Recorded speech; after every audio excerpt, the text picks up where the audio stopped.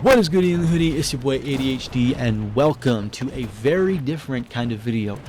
Welcome to Battlefield 4 pre-recorded footage. Obviously there's no gameplay of my face, or no face cam I should say, on the top left. This is because this is pre-recorded gameplay that I recorded with a couple of people. First off was my friend. I should say we started this recording very early on in the day, and over the course of the day I accumulated clips and kind of went through different gameplays and stuff, trying out different things. And me and a friend actually originally started playing on Zavod 311, and we started using the lab, and then later on we moved on and I started using the tank and hopped in a random server, and I managed to find a random guy who seemed to be helping me very much throughout the course of this gameplay here. So this is the guy you'll be seeing mainly, and I will be sprinkling in gameplay with me and my other friend here and there. It's just not as much. Apologies for that. Also, I would like to say a big thank you and a big thank you. Wow. Very amazing. A big thank you and a big shout out to all of you who watched this. This has been a fucking phenomenal dream of mine, making my own content, making my own videos. As you can see, I mean, this is exactly what I'm doing. So I'm very stoked that you guys are having fun watching this stuff, going off with me, man. Anyways, without further ado, let's get straight into this gameplay. So the gameplay you're seeing here is Operation Whiteout with a random teammate I met online. And my setup is typically not one that I would run normally. Normally I'd run the sailboat shell HMG and the gunner optics zoom on a more long range map such as Gold Mud Railway or something like that. But because it was much later at night, I wasn't really honestly trying to try too much. I was just trying to get some decent kills in, kind of get some clips, and maybe post that as my video, just kind of showing you guys what it's like to be a tanker or a lav driver, or, you know, a BTR driver, any of those vehicles in this game. So that's kind of what this is. It's not a whole like level cap mode 100 kill gameplay, none of that. But anyway, so what I'm running in reality this time is the Gunner Fleer, the sailboat shell, and the canister shell. Of course, active protection, that never changes. That's just overpowered in my opinion. But the canister shell is one that I almost never run. I virtually never, ever run the canister shell. But I was told by a couple of friends on Reddit that it is really, really great. So I was like, okay, you know, I'll give it a shot and I'll see what happens, and maybe we'll use it and go off. And I will admit, it's not as overpowered as they made it sound, and it certainly wasn't as good as it sounds on paper. I assumed it was going to be this giant shotgun blast that would just, you know, shred through like anyone behind any kind of wooden barrier or something like that. Just something really OP. Not necessarily OP, but just really strong with a lot of firepower. And while it does have a lot of that firepower spread shotgun kind of, you know, quality, it doesn't have the damage to really match that, which kind of upset me and kind of made me want to switch to the HMG. But alas, I decided to try it out. I really rarely use that thing, so I figured, why not make it different, just spice it up for the video maybe.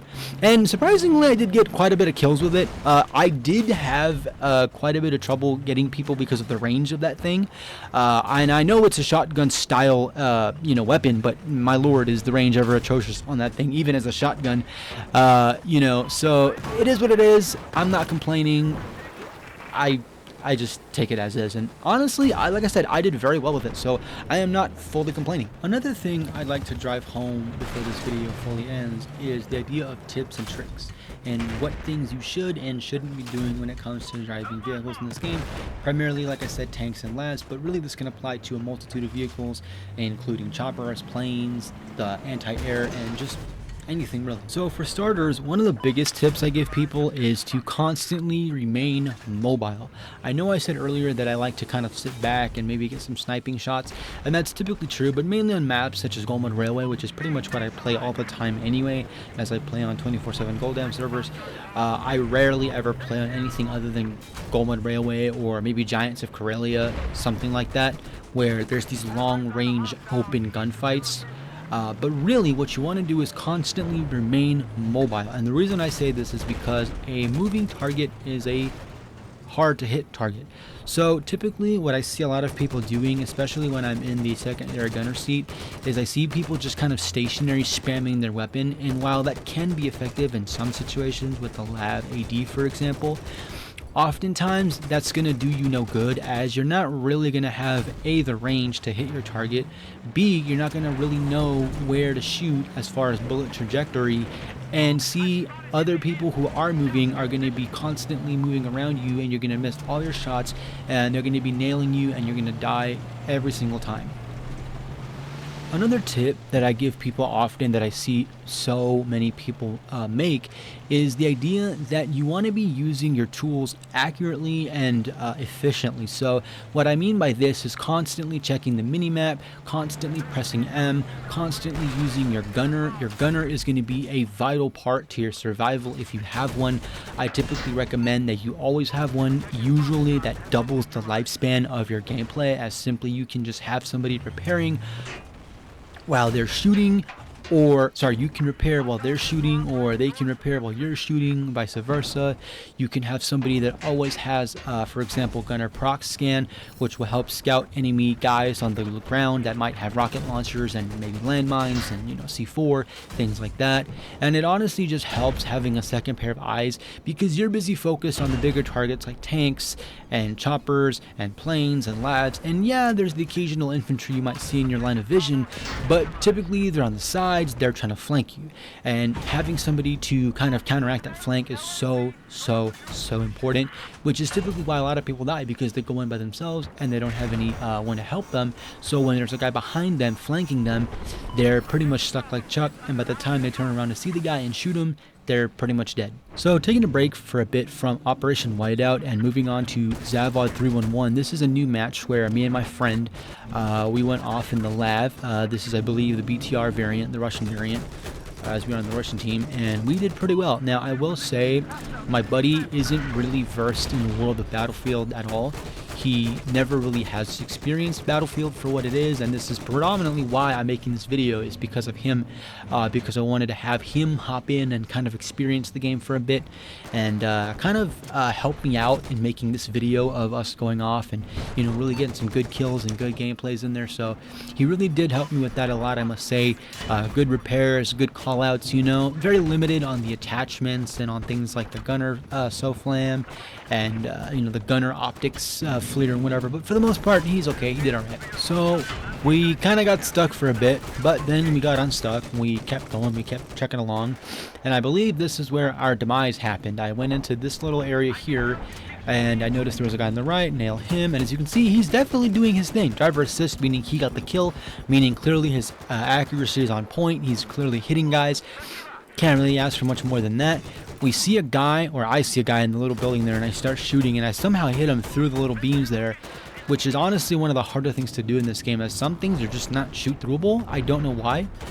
For example, some of the stairs on Dawnbreaker are just not shoot throughable. I couldn't figure out why. So here we are back on Operation Whiteout, and I am starting to shoot this tank. Thankfully, the hover tank over there got some of the primary shots off first, so it was easy, and I was able to finish him off with my Zuni rockets, of course, which I kind of use a lot more than the average person might.